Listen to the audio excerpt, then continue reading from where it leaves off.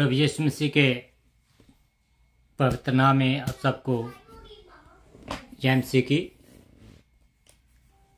मैं परमेश्वर का धन्यवाद करता हूं कि परमेश्वर ने हमें एक बार फिर अवसर दिया है कि हम उसकी आराधना, उसकी स्तुति, उसकी प्रशंसा करें।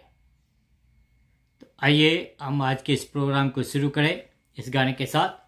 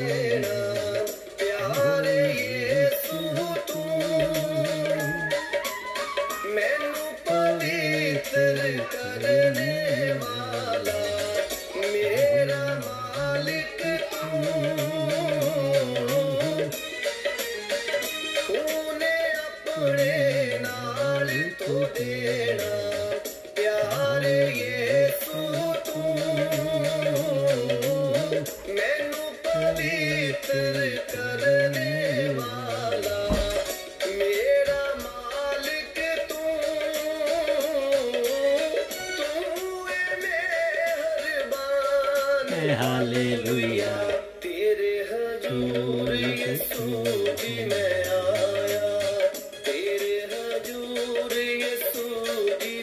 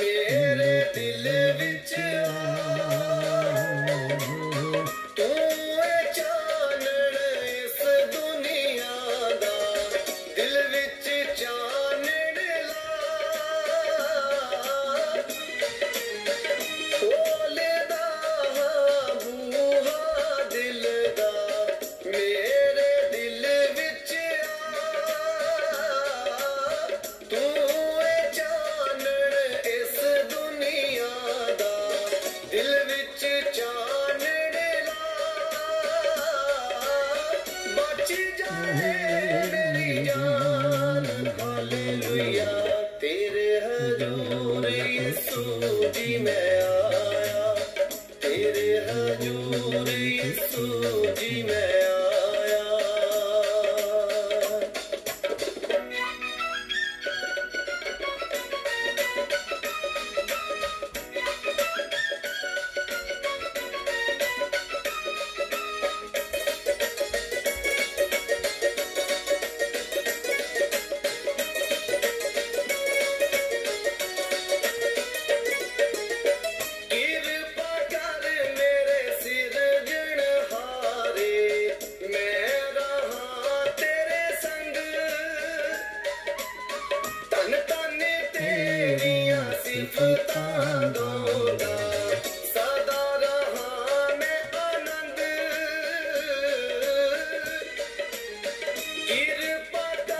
मेरे सिरजनहारे मैं रहा तेरे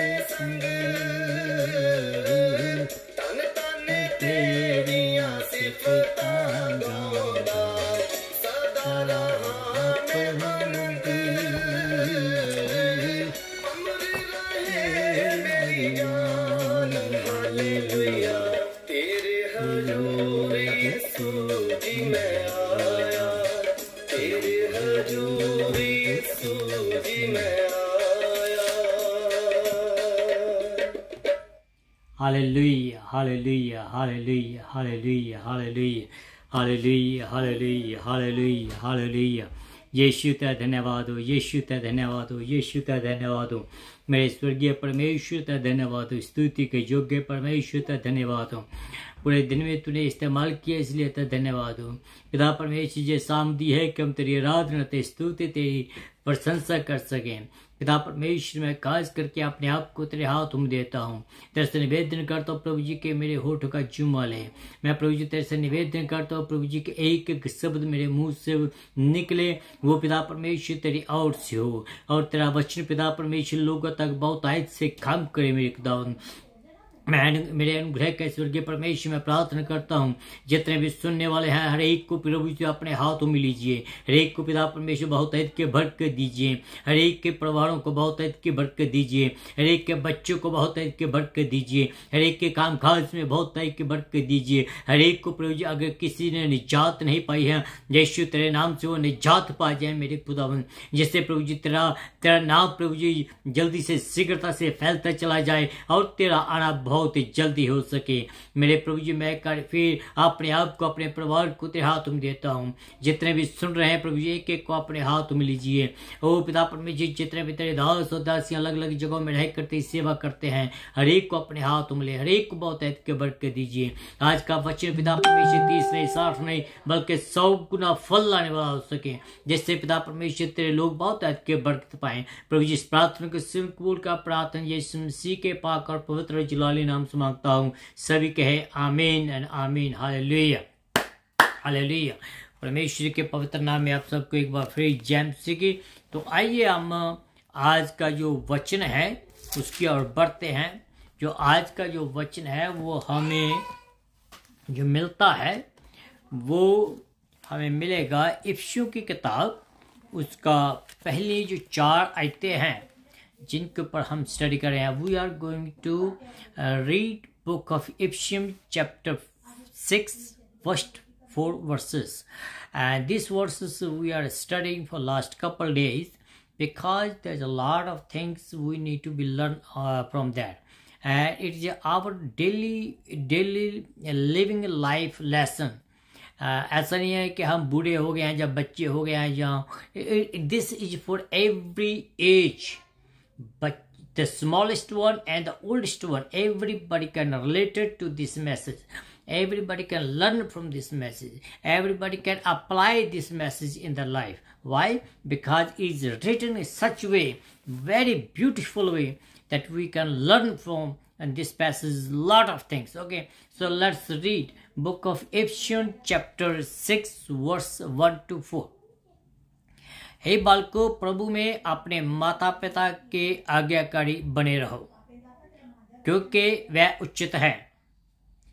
अपनी माता और पिता का आदर कर ये पहली आज्ञा है और जिसके साथ प्रतिज्ञा भी है कि तेरा भला हो और तू धरती पर बहुत दिन तक जीवित रह सके। हे बच्चों वालों अपने बच्चों को क्रोध ना दिलाओ परंतु प्रभु की शिक्षा और चेतावनियां देते हुए उनका पालन पोषण करो। खुदावंत अपने वचन के पढ़े और सुने जाने पर उसकी आशीष हो। आमीन। मैं प्रभु यीशु मसीह के पवित्र नाम में आप सबको जय मसीह की good morning, good evening, good afternoon और गुड नाइट कहता हूँ। ये मेरी रीति है कि मैं अपने सुनने वालों को कभी भी अकेला नहीं छोड़ता हूँ और इसके साथ साथ मैं परमेश्वर का धन्यवाद भी करता हूँ और उसकी आशीषों के लिए मैं धन्यवाद करता हूँ जो मेरी और मेरे परिवार की और सबकी हिफाजत करता है। दिन रात वो अपनी आंखें मेरे और आपके ऊपर लगाए रखे हुए हैं। मेरे प्रिय दोस्तों, मेरे प्रिय भाइयों और बहनों, पिताओं, मैं जैसे मैंने आपके लिए भी प्रार्थना करता रहता हूँ, आपको भी अपनी प्रार्थना में याद रखता हूँ। मेरी दिल से निवेदन है, मेरी दिल से प्रार्थना है कि प्लीज़ प्लीज़ आप भी मुझे अपनी प्रार्थना में याद रखें, जिससे कि हम सब मिलकर एक दूसरे के लिए प्रार्थना करें और हम एक दूसरे के लिए आशीष मांगे और खुदा हमें खुद ब खुद आशीष देता है। आपको पता होगा कि हम लोग जो है वो पिछले कुछ हफ्तों से इफिसियों की जो किताब है उसकी स्टडी कर रहे हैं। और जब हम इसकी स्टडी कर रहे हैं तो जो पौलुस है, पौलुस परिवार के ऊपर ज़्यादा जोर दे रहा है, कलीसियों को वचन सुनाने के लिए ज़्यादा जोर दे रहा है कि परिवार के बीच में हमने एक साथ कैसे बढ़ना है। Okay, everybody has a equal part in the family to bring the unity, bring the harmony, and bring the peace in the family, in the churches, in the community, in the हमारे समाज में जो है वो सब कुछ हमने लाना है। आप सोच रहे हैं कि मैं इन वचनों के ऊपर क्यों ज़्यादा टाइम दे रहा हूँ, और इसका जो जवाब है बाइबल के बीच में it's very clear. It is written very clear in the Bible why I'm taking too much time to the family, why I'm taking too much time to the churches. Why? Because it's written very clearly, because when God himself, he created the family, he gave the preference to the family, and he from then he is always giving the preference to the family. हमेशा ही अपने परिवार को वो जो है वो पहल देता है। और अगर फैमिली नहीं है, ओके, अगर परिवार के बगैर जो है वो कलीसिया नहीं है, कलीसिया के बगैर समाज नहीं है, और समाज के बगैर जो है वो देश भी कभी मजबूत नहीं हो सकता। So it start the family, it start from the family, and the family come to the हमारी कम्युनिटी कम इनटू द हमारी churches come to the city or district and the country. So the family is the basic things. If the family is strong, or if the family is strong, then you can see the differences in the people around you and around me. So इसलिए, so that's why I'm taking too much time to discuss about this family matter. This family is very very important for each and every one of us. So आइए हम आगे बढ़ते हैं। लिखा है कि हम हालातों, हर एक हालात में, जब हम देखते हैं कि जब हमारे बच्चे हैं, जब बेबी होते हैं, और बेबी हो फिर वो क्या करते हैं, बेबी के रूप में आते हैं, जो बड़े हो जाते हैं, और बड़े होकर वो हमारे गुस्से, कभी कभी हमारे से गुस्सा होकर हमारे घरों से भी चले जाते हैं और हमारे धमकियां भी देते हैं। तो ऐसे हालातों में जो माँ बाप है उनको क्या करना है? So I will deal the two people today. I will talk to the parents, and at the same time I will talk to the children. मैं परिवार के बीच में जो दो हिस्से हैं, मेन दो हिस्से, माँ बाप और बच्चे, इन दोनों के ऊपर मैं आज आपको कुछ बातें बताने वाला हूँ कि अगर जब बच्चे बड़े हो जाते हैं और उन बच्चों में जब वो है तनावपूर्ण सिचुएशन आ जाती है, बच्चे आपसे गुस्सा हो जाते हैं, वो घर से उठकर चले जाते हैं, तो ऐसे हालातों में पेरेंट्स को क्या करना चाहिए और किस रीति से ऐसे हालातों के ऊपर काबू पा हम सकते हैं। तो इन हालातों में हम जो माँ बाप हैं उनको भी ग्रो होने की जरूरत है, माँ बाप को भी सियाने बनने की जरूरत है। जब बच्चा पैदा होता है तो वो सीख कर नहीं आता है, हम जो उसको सिखाते हैं और जहाँ उसे जोर देते हैं, जो चाहे वो अपने आप सीख से, या हम उसको जो सिखाते हैं वही वो सब कुछ सीखता है। He doesn't learn from the outside. The primary teacher is parents. Whatever Even the parents, they are the one who teach them say papa, or the parents, they are the one who teach them to say daddy, or the parents, they are the one who to teach them to say mommy or mama. Whatever you will teach them, they will learn, and that will stay in their life forever. और जो कुछ हम अपने बच्चों को सिखाते हैं घर में, वो उनके जीवन का एक हिस्सा बन जाता है और उनके जीवन में हमेशा तक वो बना रहता है। तो आइए हम आगे बढ़ते हैं, जहां एक संदेश दिया गया है। किनको संदेश दिया गया है? एक लेसन दिया गया है पेरेंट्स को। तो पेरेंट्स के बारे में पहले हम बात करेंगे, और उसके बारे में हम बात करेंगे बच्चों के बारे में, और उसके बाद हम बात करेंगे कि इन दोनों को क्या करना चाहिए। तो ठीक है, जहां साफ साफ लिखा है पहली आयत में कि आज तक हमारे इन आदेशों में हम अपने बच्चों को ज्यादातर नेग्लेक्ट करते हैं, पर आज हमारे पास कुछ खास बातें हैं पेरेंट्स के लिए, जो हम उनके बारे में आज सीखेंगे और हम उनको कुछ सिखाएंगे। वो बातें मैं बताता हूं। पहली बात जहां बताया गया है, जहां उनके काम के बारे में बातचीत करता है। किनके बारे? काम के बारे में कहा गया है कि अपने माँ बाप के अधीन रहो। किनको? बच्चों को कहा गया है कि तुम अपने माँ बाप के अधीन रहो। तो कहा गया है कि अपने माँ बाप के अधीन रहो। जो अधीनगी है, जैसे मैंने पहले आपको कहा है कि जो अधीनगी है, अधीनगी घर से शुरू होती है। जो बच्चे अपने माँ बाप के अधीन रहते हैं, वो स्कूलों में भी अपने टीचर के रिस्पेक्ट करते हैं और अपने टीचर के अधीन रहते हैं। जब वो अपने बड़े होकर काम पर जाते हैं, तब भी वो अपने बॉस के अधीन रहते हैं, अपने बॉस की रिस्पेक्ट करते हैं। और इस रीति से जब वो आगे बढ़ते हैं और वो अपने प्रेसिडेंट की, अपने सेनेटर की, अपने कांग्रेसमैन की, या अपने एमपी की, एमएलए की, सरपंच की, जो भी है, उन सब लोग की वो इज्जत करते हैं। क्यों? क्योंकि उन लोगों ने घर से ही सीखा है, और जो कुछ भी वो घर से सीखते हैं वो बाहर जाकर बताते हैं। मैंने एक मैसेज दिया था काफी लंबे समय पर। वो मैसेज का टाइटल क्या था कि parents be careful, you are on the camera. Meaning कि जो माँ बाप है उनको बड़ी सावधानी से रहना चाहिए।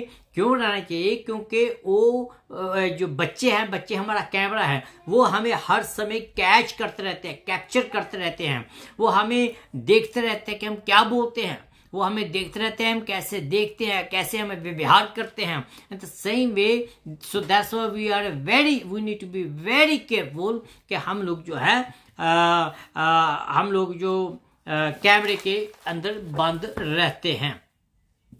और जब बचपन से जो आदमी सीखता है, बच्चा सीखता है, वो उसकी जिंदगी का एक हिस्सा बन जाता है। यहाँ तक जब वो हम घर में अपने माँ बाप की आदर करते हैं, और उसके साथ साथ वो क्या करते, सिर्फ अपने माँ बाप का आदर नहीं करते हैं, वो अपने खुदावंद का भी आदर करते हैं। जो बच्चा अपने पेरेंट्स का आदर करता है, वो अपने बनाने वाला का भी आदर करता है। क्यों? क्योंकि वो पेरेंट्स जो है उसके, वो अपने खुदा बाप का आदर करते हैं। वो अपने अपने माँ बाप से सीखते हैं कि किस रीति से करना है। दूसरी बात हम देखते हैं कि वो हमारे दृष्टिकोण की बात करता है, हमारे रवैये की बात करता है। वो बच्चों को उनके रवैये के बारे में बात करता है कि उनका रवैया कैसे होना चाहिए या उनका दृष्टिकोण कैसा होना चाहिए। जब आदर की बात करते हैं तो इट मीन्स कि इज्जत देना है, हमने अपनी आवाज के ऊपर कंट्रोल करना है। हमने बैक आंसर अपने पेरेंट्स को नहीं देना है। अगर हमारे बच्चे बैक आंसर देते हैं, we need to stop them. We need to teach them in a good manner so they will not feel insulted in front of the people. So we need to teach them how to behave in the public place. We need to teach them how to react if somebody hit them, somebody teach them So we have to tell them how to behave.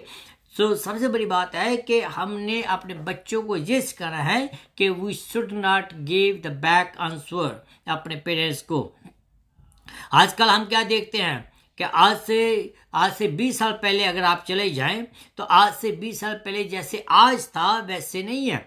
जो आज से 20 साल पहले हम अपने parents को या 20-25 साल पहले अपने पेरेंट्स को रिस्पेक्ट देते थे, आज वो रिस्पेक्ट हमारे बच्चों में नहीं रही है। मैं हकीकत में कह रहा हूँ। आपसे कह रहे होंगे कि आपके बच्चे बहुत अच्छे हैं। मैं हकीकत में कह रहा हूँ कि अपने आप को धोखा ना दें, अपने बच्चों के ऊपर नजर रखें, अपने बच्चों को बड़े ध्यान उनके ऊपर दें, देखें कि वो क्या करते हैं, कैसे चलते हैं। आजकल के बच्चे जो हैं वो कैसे जवाब देते हैं, कैसे बढ़ाते हैं जब कोई उनको आज्ञा मानने के लिए कहा जाए। आज हमारे जो बच्चे अपने पेरेंट्स की आज्ञा का परवाह नहीं करते हैं, ऐसे सोचते हैं कि उनको सब कुछ पता है। कई लोग नशा करने के द्वारा, सेक्सुअल एक्टिविटी के द्वारा हम अपने बच्चों को सिखाते हैं। So whatever we do we have to take care of them. कभी हम अपने प्लेजर के बारे में, हम अपनी ऐशप्रस्ती से हम क्या करते हैं, हम अपने बच्चों की ओर ध्यान नहीं देते हैं। बच्चे को हम खुद भेज देते हैं कि ऊपरले कमरे में चले जाओ, जाके अपने फ्रेंड को अपना कमरा दिखाओ, पता नहीं क्या दिखाते हैं। मैं आपको ये बताना चाहता हूं कि हमें अपने बच्चों के ऊपर एज लॉन्ग एज वो हमारे सत के नीचे हैं, we have to keep eye on them. जब हमारे घर से चले जाएंगे तो तब तो मैं कुछ कह नहीं सकता हूं। As long as they are under our guidance, so we have to teach them, we have to keep eye on them. वचन में लिखा है डिट्रोनोमी की किताब उसका 27 अध्याय उसकी 16 आयत के बीच में, शापत है वो जो अपने माता या अपने पिता का निरादर करता है। शापत है वो जो अपने माता और अपने पिता का निरादर करता है। और सारी कलीसिया कहे आमीन।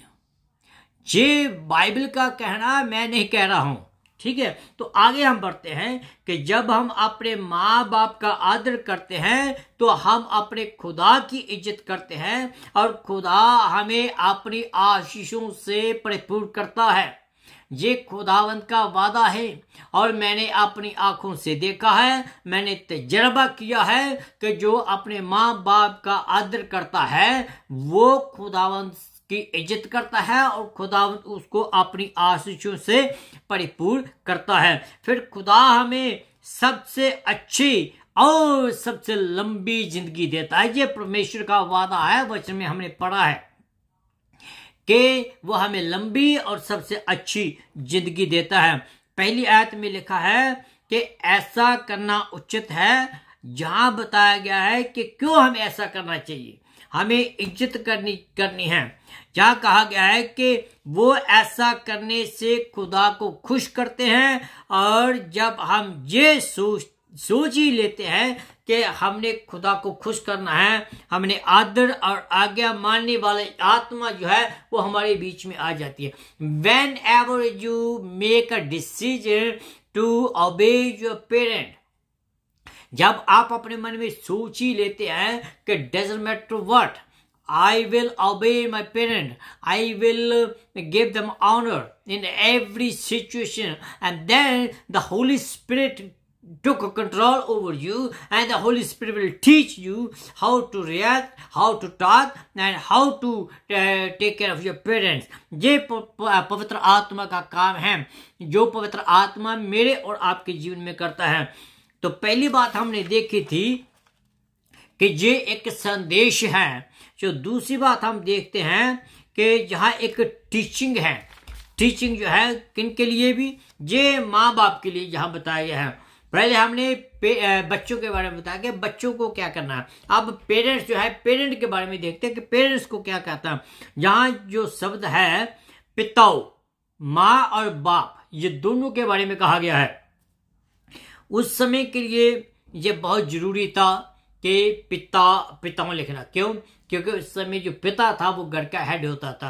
आज भी है, लेकिन आज जमाना कुछ बदल गया है। आज हम मिलजुल कर काम करते हैं। उस समय जो है बाप जो है वो ही हेड होता था, वो ही सब जो डिसीजन लेता था। और आज हम उससे कुछ सीख सकते हैं। हम उसके जमाने जैसे काम आज तो नहीं हम करते हैं, ठीक है ना, और ना ही हम कर सकते हैं। पर इससे भी बहुत कुछ हम आगे जाकर देखेंगे कि क्या क्या हम सीख सकते हैं। लेकिन उन जैसे काम नहीं हम कर सकते, उन जैसे बन नहीं सकते हैं, उन जैसे हम कुछ नहीं कर सकते यीशु मसीह के जमाने के टाइम की बात कर। लेकिन एक बात हम जरूर कर सकते हैं, क्योंकि फुल रेवलेशन में दिया गया है, वचन में हमें सब कुछ बताया गया है कि पेरेंट्स को क्या क्या, क्या करना चाहिए। पेरेंट जो है वो अपने बच्चों को खुदा के तालीम जरूर दे सकते हैं। मैं घमंड की बात नहीं करता हूँ, इसके साथ साथ मैं ये भी कहना चाहता हूँ कि मेरे जो बच्चे हैं वो 4 साल के हैं, और जब वो बच्चे पैदा ही हुए थे तब से हम उसको अपनी गोदी में लेकर प्रार्थना करते थे। और आज अगर हम प्रार्थना के बिना सोने की कोशिश करते हैं, वो हमें उठा देते हैं, भैया उठो दुआ करो। और मैं के जो कुछ उन लोगों ने पहले दिन से सीखा है वो आज वो करते हैं। तो पहली बात हम क्या कर सकते हैं, यहाँ एक सावधानी के शब्द बताए गए हैं। हमें बताया गया है कि जब हम अपने बच्चों से बातचीत करते हैं तो हमें बड़ी सावधानी से बातचीत करनी चाहिए।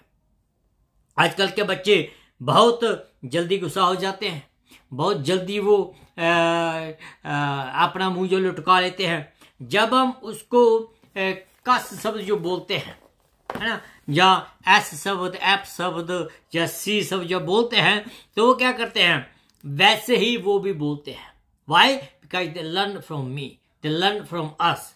ओके, इनफैक्ट वो क्या करते हैं, वो जब पब्लिकली भी बोलते हैं आपको ऐसे ही, पब्लिकली भी वो आपको ऐसे शब्द बोलते हैं, then you don't have any control over them, you can not do anything to them.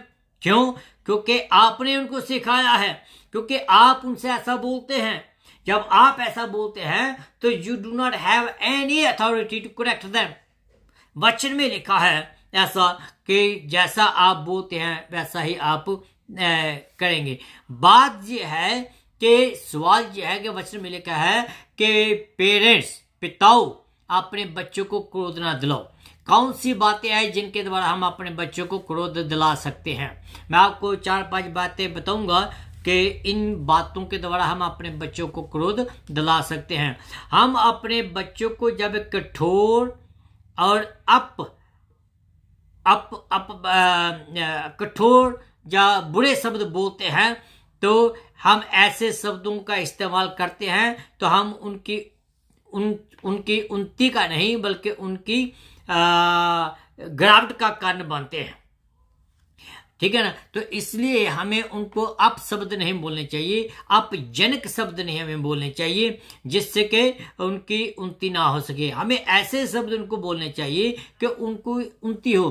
कभी कभी हम बड़े प्यार से उनके उल्टे सीधे नाम जो है वो बोलते हैं, उनको उल्टे सीधे नामों से पुकारते हैं। ये बात भी गलत है। जो आपने उनको नाम दिया है वैसे मैं आपको यकीन कहता हूं, अगर आप उनको मोटो कहेंगे या पेटू कहेंगे तो एक दिन वो भी आपको वैसे ही शब्द बोलेगा और बोलेगी। तो इसलिए जो भी शब्द हम बोलते हैं उसको बड़े ध्यान से उनको हम बोलिएगा कि आप कैसे उनको बोलते हैं। हमें ऐसे शब्दों का इस्तेमाल करना है जिसके द्वारा उनकी उन्नति हो और आप उनको खुदावंद के वचनों के द्वारा आगे बढ़ा सकते हैं। पर सवाल यह है कि जब आप जैसा बोएंगे वैसा ही वो काटेंगे, वचन का वादा है। अगर आप उनको मोटू बोलेंगे तो वो भी आपको मोटू ही बोलेगा। प्रोवर्ब की किताब है, उसके 15 अध्याय उसकी 1 आयत में लिखा है, कोमल उत्तर से क्रोध जो है वो शांत हो जाता है, पर कूट वचन से जो क्रोध भड़क जाता है। और इसलिए हो सकता है कि आप अच्छे शब्दों का इस्तेमाल कर रहे होंगे इस समय, पर वो अच्छे शब्दों का इस्तेमाल कौन सी ट्यून पर करते हैं उनका भी ख्याल रखने की जरूरत है। हाँ, आप पोलाइटली बोलते होंगे, धीमे बोलते होंगे, लेकिन उन वचनों का किस रीति से, उन वचनों का उच्चारण किस रीति से करते हैं, उन शब्दों का भी हमें बड़े ध्यान रखने की जरूरत है। क्यों? क्योंकि जो बच्चे हैं वो फ्रेश होते हैं। जो कुछ आप बच्चों के मन में डालेंगे वो ही डाल दिया जाएगा। अपने बच्चे को, हम अपने बच्चों की जब बात नहीं सुनते हैं ना, तो भी हम उनको क्रोध दिलाते हैं। जब आपका बच्चा आपसे बात करना चाहता है, बार बार बात करना चाहता है, आप उसको बार बार उसको चुप कराते हैं, तो क्या होता है? तो आपसे वो बात दोबारा नहीं करेगा, वो आपसे दूरी बनाना शुरू कर देगा। क्यों? क्योंकि आपने उसको 3-4 बार ऑलरेडी उसको नेग्लेक्ट कर दिया है, आपने 3-4 बार उसको उसकी बात सुनने से मना कर दिया है, तो how he will listen to you. तो इसलिए जब आपका बच्चा आपके पास को आता है और आपको कुछ कहना चाहता है, तो आप उसको इग्नोर ना करें, उसको चुप ना कराएं, बल्कि उसकी बात को जरूर सुनिएगा। अगर आप नहीं सुनते हैं तो ये धीरे धीरे क्या हो जाता है, एक बड़ी खाई बन जाती है पेरेंट्स के बीच में और बच्चों के बीच में। जब आप उस खाई को पूरा करने की कोशिश करते हैं या करेंगे, तो तब वो खाई जो है, वो बच्चे जो है हमारे से बहुत दूर चले जाते हैं, तो हम उसको दोबारा वापस नहीं ला सकते हैं। फिर असंगत अनुशासन, इसमें क्या है कि जब हम रोजाना अपने हुक्मों को बदलते रहते हैं, जब हम रोजाना अपने वर्तीरे को बदलते रहते हैं, हम अपने मूड के मुताबिक, आज मेरा मूड खुश है तो मैं अपने बच्चे से खुश रहूंगा, आज मेरा मूड खराब है मैं अपने बच्चे से खराबी से पेश रहूंगा। जैसे आपका मूड है वैसे आपके जो वर्तिया होता है। मैं आपको ये कहना चाहता हूं, अपने बच्चों के साथ हमेशा एक जैसा व्यवहार रखें। बच्चे आपके पास क्यों नहीं आते? क्योंकि उनको पता नहीं कि आपका मूड कैसा है, पता नहीं कि आप बाहर से आते हैं, आपसे वो बात करेंगे, पता नहीं वो आप उस अपने बच्चे को किस रीति से पेश आएंगे, आप प्यार से आएंगे या गुस्से से आएंगे, इसलिए वो बच्चा आपके पास नहीं आता। जब आपका बच्चा आपके पास नहीं आता तो वो आप कोशिश करते हैं उनको अपने पास बुलाने के लिए, लेकिन वो आता नहीं। क्यों नहीं आता? क्योंकि उनको पता नहीं होता कि आपका मूड कैसे होगा, उनको पता नहीं कि आप कैसे पेश आएंगे, उनको पता नहीं उनके मुंह में एक थप्पड़ लगेगा या उनके मुंह में एक किस लगेगी। They doesn't know. So that's why we need to be consistent in our dealing with our children. हमें अपने बच्चों से एक जैसी जो डील है वैसे करनी है। हाँ, जो पेरेंट्स करते हैं उनको पता होगा कि मैं क्या बात कर रहा हूं, और they are very successful in that. तो हम आगे जाकर देखते हैं मत्ती की किताब, उसका 3 अध्याय उसकी 6 आयत के बीच में लिखा है, क्योंकि मैं यहोवा बदलता नहीं हूं, इसलिए याकूब के संतान तुम नाश नहीं हुए। तो इस रीति से I can take that one in as parents. हमारा जो बाप है वो परमेश्वर है, और परमेश्वर जो है अपने बच्चों को कहता है कि मैं यहोवा बदलता नहीं हूं, इसलिए उसके जो बच्चे नाश नहीं होते हैं।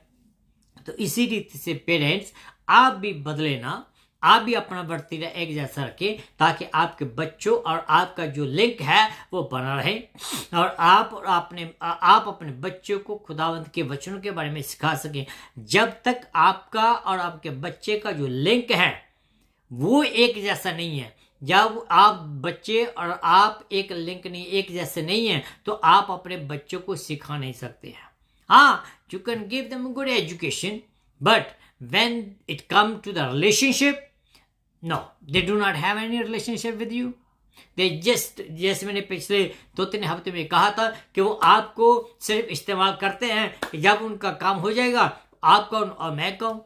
इसलिए आपकी जो इटर्नल अटैचमेंट है वो आपके बच्चों के साथ बहुत जरूरी है। मत्ती की किताब उसका 5 अध्याय उसकी 37 आयत के बीच में लिखा है, तुम्हारी बात हाँ की हाँ अथवा ना की ना हो।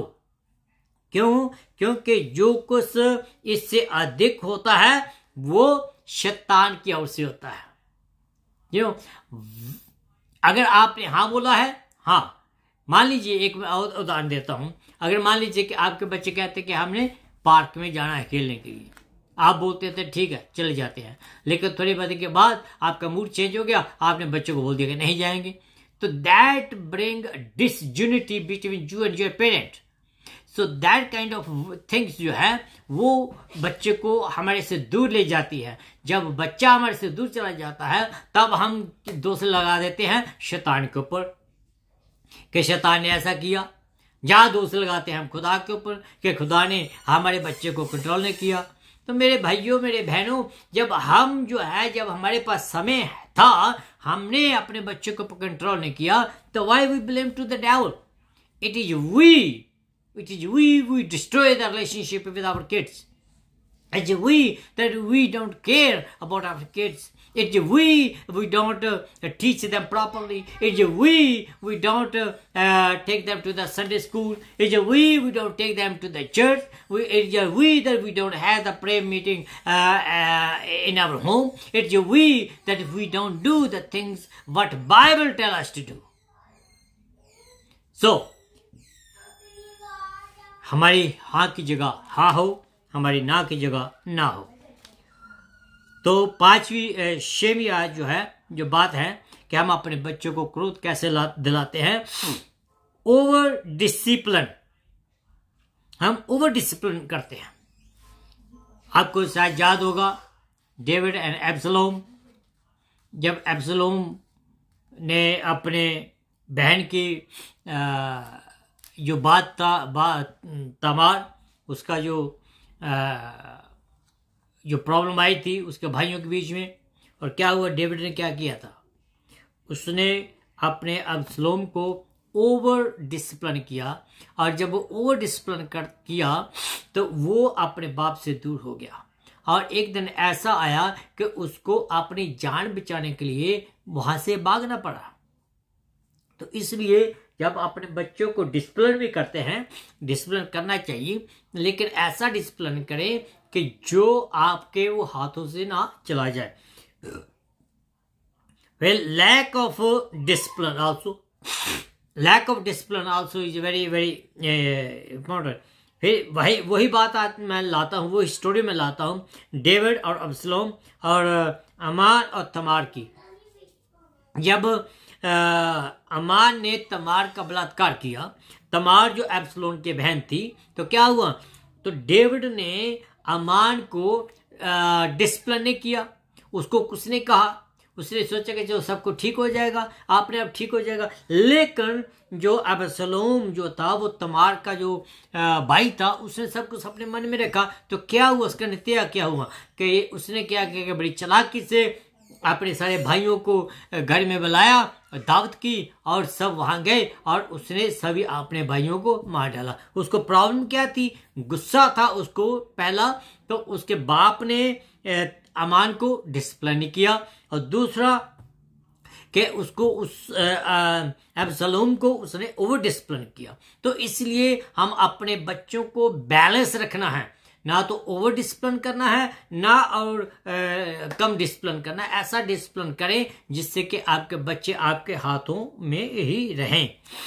तो कभी कभी हम अपने आप को क्या करते हैं, हम अपनी ईगो दिखाते हैं। खास करके मैं पंजाबी पेरेंट्स की बात करता हूँ। हम जो पंजाबी लोग हैं, हम अपने बड़ी ठान में रहते हैं कि आप पंजाबी हैं। हम अपने बच्चों के नीचे निया नहीं होते। कभी कभी हमारी गलती होती भी है, लेकिन हम अपने बच्चों को डांटते रहते हैं और हम अपने बच्चों को नीचा दिखाने की कोशिश करते हैं। मैं आपको ये निवेदन करता हूँ कि अगर आपने को गलती की है तो आप प्लीज अपने पेरेंट्स के सामने, अपने बच्चों के सामने जरूर सॉरी बोले, जिससे कि आपके बच्चों जो है जब वो गलती करे वो भी इसके योग्य हो सके, वो भी सॉरी बोलने के लिए योग्य हो सके। तो अब बात जो है, जहां जो एक सलाह दी गई है, मशवरा दिया गया है, वो मशवरा क्या है, आइए हम कुछ अच्छी बातें भी अब कर लेते हैं। नेगेटिव बहुत बातें हो गई, अब अच्छी बातें कर लेते हैं। माँ बाप को अपने बच्चों को इनकरेज करना चाहिए, उनको इनकरेजमेंट करनी चाहिए, उनको आगे बढ़ने के लिए हमें कहना चाहिए। हमें जरूरत है कि हम उनका उत्साहित करें, हम उनको आगे बढ़ने के लिए कहें, हाँ, जिससे कि हम अपने बच्चों को ऐसा करें कि we need to dig out their best in their life. हमने ऐसी रीति से उनसे पेश होना है, इस रीति से उनको इनकरेज करना है कि उनके बीच में जो असली बात है, जो सच्ची बात है, जो उसकी स्ट्रेंथ है, उस स्ट्रेंथ को हमने बाहर लाना है, ताकि वो अपनी स्ट्रेंथ को बच्चा पहचान सके और उसके ऊपर ज्यादा काम कर सके। अगर उसके बीच में वीकनेस है, उस वीकनेस को भी हम इस रीति से दिखाएं कि वो ऐसा समझे बच्चा कि उस वीकनेस में काम करे, उसमें और ज्यादा मजबूत हो सके।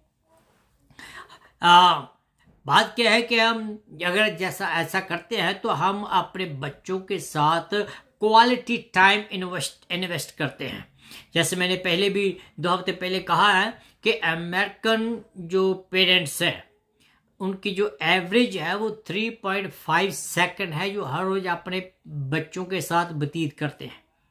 How much? 3.5 सेकंड अपने बच्चों के साथ जो स्पेंड करते हैं। अगर हम अपने बच्चों को कुछ दे सकते हैं तो वो ये है time. We need to spend time with our parents, with our kids. I know we have to go work, we have to make money to survive, but at the same time we have to take care of them. If we lose them, we lose everything. So इसलिए we have to spend time with them. So we have to educate them. We have to educate them. हमने उनको maturity की ओर ले जाना है. We have to tell them what's right and what is wrong. We have to tell each and every aspect of the life. We have to tell them every aspect of the good thing or the bad things. हमने उनको bad जो चीजें हैं उनके भी गुण और अवगुण बताने हैं और अच्छी और बुरी बातें बतानी हैं, ताकि बच्चे को पूरी रीति से हम एजुकेट कर सके।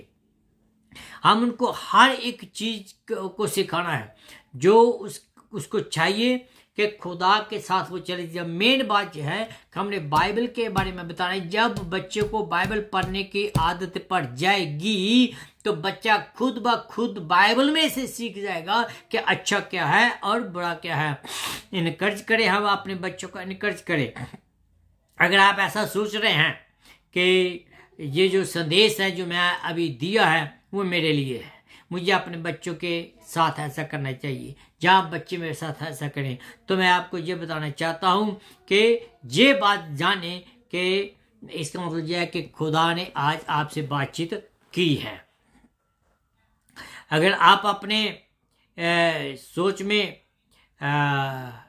ऐसा सोच रहे हैं कि ये वचन मेरे लिए है तो बहुत अच्छा है, अगर नहीं है तो कोई बुरी बात नहीं है। अभी भी कोई टाइम नहीं गुजरा है। You can do still now. अगर आप अपने बच्चों को नहीं सिखा सके, अपने ग्रैंड पेरेंट्स को तो सिखा सकते हैं, या अपने आसपास के जो चर्च के मेंबर हैं उनको सिखा सकते हैं, या आपके आसपास के जो लोग हैं उनको सिखा सकते हैं।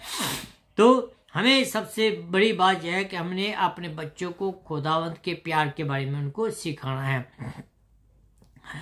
और मैं बच्चों को भी ये कहना चाहता हूँ कि बच्चों, खुदा के पास आपके लिए बहुत अच्छी योजना है। वो अच्छी योजना क्या है कि वो आपको चाहता है कि आपको आशीष दें, वो चाहता है कि आप उसके साथ चलें, वो चाहता है कि आप उससे आशीष पाएं, वो चाहता है कि वो आप लंबी उम्र जिए। कैसे? आशीष वाली जीवन जिए कैसे? बस मसला यह है कि आप अपने पेरेंट्स की सेवा करनी शुरू कर दें। जब आप अपने पेरेंट्स की सेवा शुरू कर देंगे तो बाइबल का वादा है कि ही विल ब्लेस यू, वो आपको आशीष देगा। और जब वो आशीष आपको देगा तो वचन में लिखा है तो उस आशीष को कोई भी रोक नहीं सकता है। तो आपको जो बताया जाएगा तब आप अपने माँ बाप के आदर करें। यही आपके लिए ये परमेश्वर की योजना है। वो आपको प्यार करते हैं, आपकी भलाई चाहते हैं और आपके लिए काम करते हैं। जैसे वो जैसे वो कहते हैं कि वैसे ही करें। हाँ, जैसा आपके पेरेंट्स को कहते हैं आपको वह करना ये करना है, वैसा ही करें, उसको उल्ट ना जाए, उसकी मर्जी को ठेस ना पहुंचाए। अगर आप ऐसा नहीं कर रहे हैं तो आज भी समय है। अगर आप अब तक अपने पेरेंट्स की आज्ञा को नहीं मानते हैं, या जो पेरेंट्स है वो अपने बच्चों से अच्छी रीति से डील नहीं करते हैं, तो अभी भी टाइम है। It's time to correct ourselves. It's time to go back to the school of our Lord Jesus Christ. The school जो है, हमें वापस स्कूल में जाना। वो स्कूल क्या है? प्रभु यीशु मसीह का स्कूल है, जो हमें माफी देता है और हमें वो अपने पास बुलाता है। अगर आप माँ बाप हैं और आपने अपने जीवन में कुछ गलतियां की हैं, जो कि हम सब ने की है, कोई भी ऐसा आदमी नहीं है जिसने कोई गलती ना की हो। अब समय है कि अपने बच्चों के पास जाएं और मामला ठीक करें। बच्चे जो है वो परफेक्ट पेरेंट नहीं चाहते हैं, वो ऑनेस्ट पेरेंट चाहते हैं। आप अपने बच्चों के साथ ऑनेस्टी से जीवन व्यतीत करें। जब आप अपने बच्चों से ऑनेस्ट होंगे तो आपके बच्चे भी आपके साथ ऑनेस्ट होंगे। अगर आप अपने बच्चों के साथ फ्रेंडशिप करते हैं तो आपके बच्चे बाहर फ्रेंडशिप नहीं करेंगे, बल्कि वो आपके साथ फ्रेंडशिप करेंगे। कुछ ऐसे भी माँ बाप हैं जिन लोगों ने कोशिशें की पर बात नहीं बनी। एक बार नहीं, दो बार नहीं, तीन बार नहीं, लेकिन आप कोशिश करते रहिएगा। एक दिन आपके बच्चे आपके पास जरूर रहेंगे।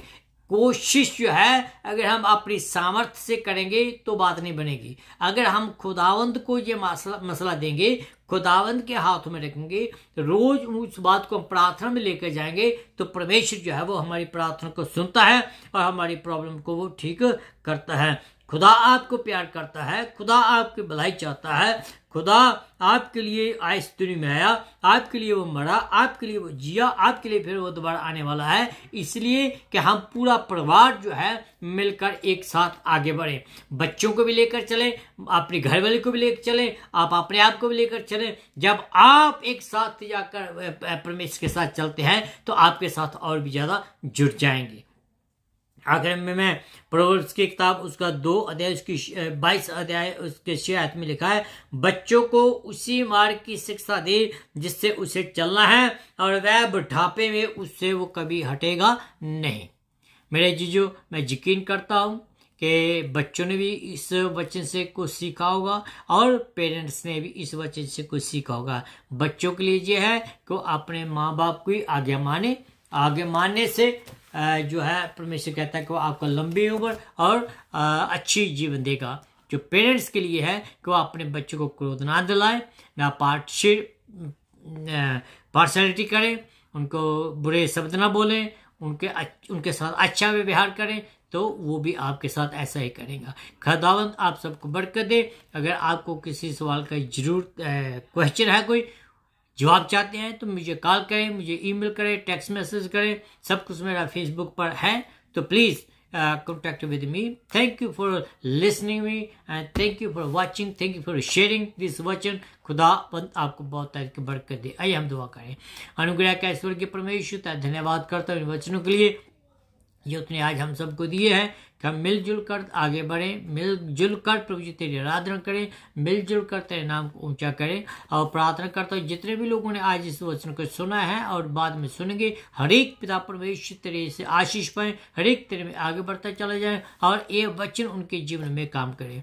प्रभु जी हमें कल के लिए भी तैयार कर, कल भी हम तेरे वचन को इसी रीति से शेयर करें और जिससे तेरे नाम को महिमा मिले। तू भला परमेश्वर है, स्तुति के योग्य परमेश्वर है। प्रार्थना को सुना इसलिए धन्यवाद हो, यीशु मसीह के नाम से मांगता हूँ, आमीन।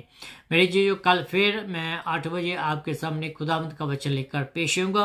प्लीज लॉग इन करिएगा और इस वचनों को सुनिएगा। खुदा आपको बहुत की बरकत दे।